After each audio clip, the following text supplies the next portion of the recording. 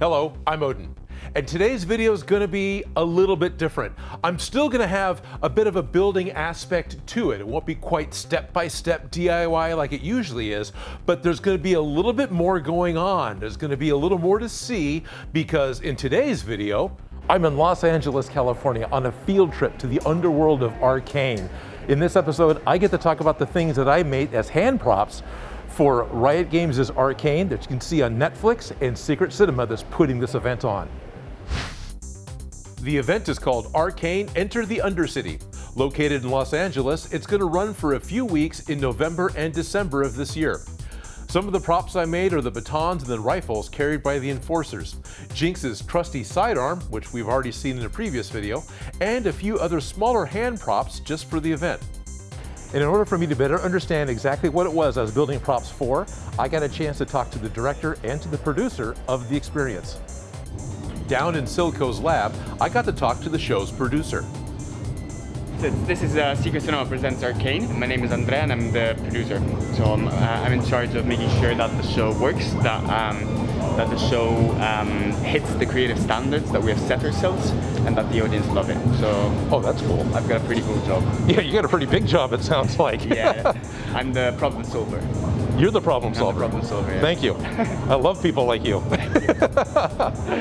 I want to ask about, you say you're the director of the show. I understand, I have a good understanding what a director of a movie is or a director of a play is. Is there a different aspect to directing something like this? So my job is the creative director of the show. So I create the concept of like what our experience is, but then also I direct the actors.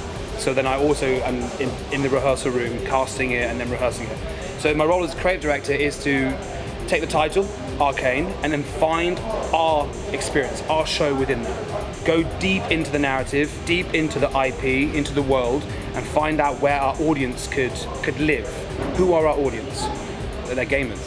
So we can tell our story, we can bring to life Arcane and the characters and the champions, but then what do the players want to do? They want to be challenged. They want to feel like they're being challenged in every dimension, like narratively, but also physically. So that's why we wanted to add the gamification. So we've created an interactive narrative and 6 different finales that you can experience. And I think that is the thing that I love the most, because every night, even me, the producer, I have no idea who's going to win. I have no idea what's going to happen at the finale, and that's entirely in the hands of our audience. So that's the bit that I always like the most. So the audience actually decides which of the 6 endings? Yeah, so the audience group who steals the most shimmer gets to control the lane, control zone, and that team will win that night. So it's entirely in the audience's hands. So it's something that we've never done before. It's a really exciting development of our format. It's genuinely competitive, not just between the audience, but between the cast. So each Chem Baron, no, we've got a scoreboard backstage. Oh, really? Yeah, we've got a scoreboard already. There are some Chem Barons who haven't won yet. And so, it's getting intense. I love it. Shimmer is a fluid-like substance in the world of Arcane, and it is something that is sought after. Having shimmer containers was important for the gameplay. The large containers and set pieces were handled by the prop master and the scenic department, but I was asked to make the shimmer vial. My shimmer vial has a 3D printed base and top. The top also had a cap. That allowed an LED light to be placed inside so the vial could glow. And to speed things up, I made a silicone mold of my shimmer vial parts, then cast urethane resin copies. Now, before the resin fully set up, acrylic tubes were stuck into the resin, creating a watertight seal and getting that clear vial look that was needed. We would carefully drill a hole in the top and squirt in the shimmer, which is colored water. Seal up the hole, glue a tiny LED light in place, and multiple shimmer vials were created for the event. But the gameplay is just part of the experience. Lots of handheld props were needed to really help bring the Undercity to life and to get the human interaction, which is important to Secret Cinema. We are a UK-based immersive, interactive company. What we do is we give audience members the chance to step in and live through their favorite film, their favorite TV series, their favorite game, their favorite album. We've been going on for 12 years. It was founded by Fabian Riggle, who is the genius behind all of this. And since then, we've done so many productions, from Back to the Future. We had 4 DeLoreans zipping around 5,000 people every night. We did Blade Runner, where we built a whole rain rig and everyone had to come in ponchos and umbrellas because it was raining everywhere inside the event. the props are always amazing. We've gone to a number of these in London. Oh, cool. Yeah, so Right on. I think the one that I like the most, I'm like torn between Star Wars. Right. They did it where they built Tatooine. Oh, that's which was cool. Unbelievable. Because they did like the sand huts, and it was like a whole marketplace Right. with drinks and food and so on. And then the one that's really dark that was nice was Blade Runner. I heard they had a rain rig. So They you had a rain, yeah. So you couldn't wear high heels because they had a grate.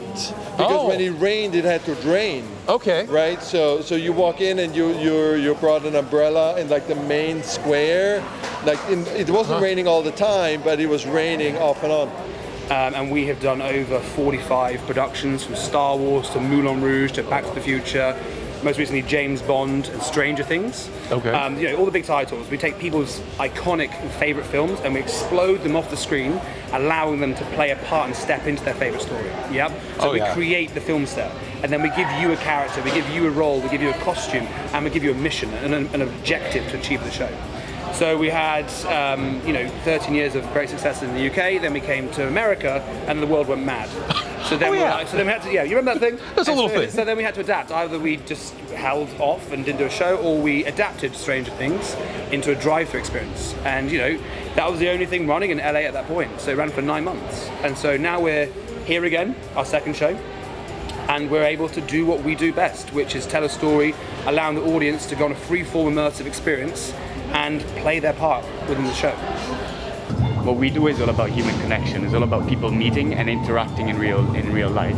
And so this is the first time that we're able to do this in the US, and we're incredibly happy to be here. It's such a joy to be able to introduce Secret Surrounders to a new continent, a new audience. Tom and I, Tom is the creative director, we had transferred James Bond Casino Royale to Shanghai last year, 2019, just before the pandemic hit. So we had experienced sort of the culture shock of bringing Secret Surrounders to a new audience, and how we have to adapt our format to make sure that this new audience understands it once before. So that experience was really useful when bringing it to the US as well. So we've got 3 different escape rooms. We've got an escape world, so that's what a phrase we're coining, because then we have 10 different lockups with 10 different puzzles with 10 different rewards. So yeah. Okay. Yeah. Does everybody get to see every lockup and every I don't aspect? think so. No. So we've got 23 cast members, and they've all got a 2-hour show. So every experience is different. So depending on which Chem Baron you're affiliated to, which crew you become part of, that then depends on your narrative journey. You can choose to stay loyal to them, but also you can choose to defect and form a new alliance or allegiance. I think it's an incredible world. I appreciate your time. I know you're super busy getting another show tonight. Thank you. Thank you very much. Thanks, Evan. Thank you. Right on. Many of the Barons and unique characters needed special items to help them come to life. From Shimmer Inhalers for some of the more seedy Undercity characters, to the rifles and the batons of the overworld enforcers, and even Jinx's trusty sidearm. I got to share with you just how I made the sidearm in a previous video, but for the full production, they actually needed 5 copies of the Zap Zap for the different actors who played Jinx, and for backup just in case something needed repair. The additional sidearms were all made just like the first one in my video, each one hand-painted and weathered by Joe, who did really most of the painting for the Arcane props. Another prop made from scratch was the Enforcer Baton. I used Tinkercad to create the STL files so I could make the 3D printed elements for each of the batons. There's the big crossguard piece, the pommel, each segment ring, and after deciding that a PVC cap was just not going to work, I also made a custom tip for the end of the baton. Each one has 3 pipe segments that all glue down into the pommel so it runs the full length. There's a small inner pipe, which is a lightweight metal core from a plastic garden stake. Then the middle is a 1/2-inch Schedule 40 PVC pipe. And the largest section is a Schedule 200 or thin-walled 3/4-inch PVC pipe. For safety, everything was glued together and made to be solid. Then it was painted with the help of Joe Gillis from Beyond Geek and weathered by Joe Grasso. And then the grips were leather wrapped by Ashley, who also helped assemble all the Shimmer Vials and delivered many of the props to Los Angeles. The other major Enforcer weapon is the rifle, which started life as a BB gun, which was then heavily modified. Each one had its original barrel plugged and then extended with a piece of 3/4 inch PVC pipe. The sights were cut off the original barrel and then glued back onto the new barrel. And the basic stock was removed, and 6 new custom wooden stocks were created by one of my patrons, Jesse.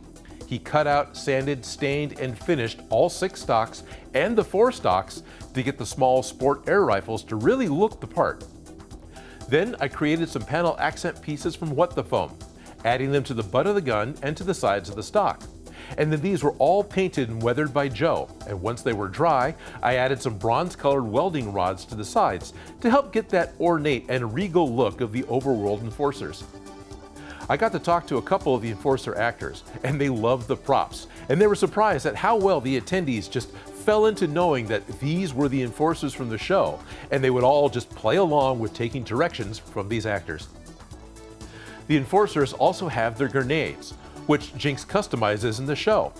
I asked for some 3D modeling help from my friend James, who has his own channel, The Rebel Base Build. He created and modeled a few different grenades as seen in the show. Now, while I was at the experience, only the most basic of paint jobs was accomplished for the props. Now, perhaps if there's interest from any of you, Joe and I can make another video that's more about painting than about building, as there are 3 different designs to see and decorate.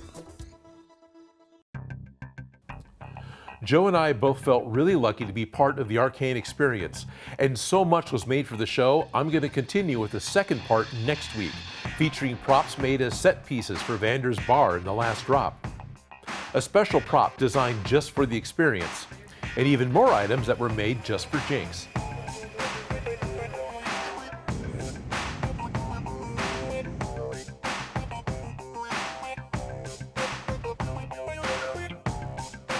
I used a wide variety of materials for these projects. I'm really not sure if I can put a list in the description.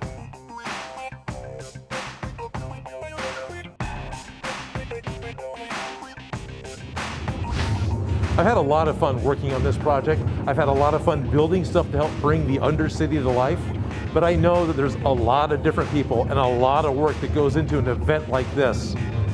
But this is how Odin makes.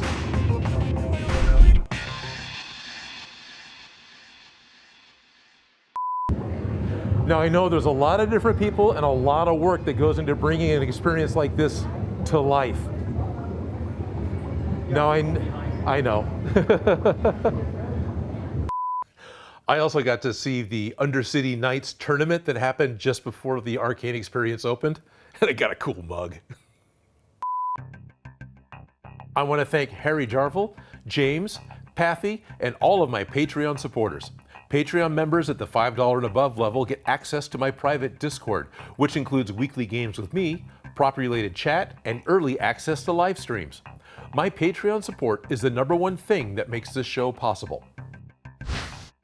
If you like the video, don't forget to subscribe. Have an idea for something for me to make? Please leave a comment below. And if you make any of these projects, you can send me a picture.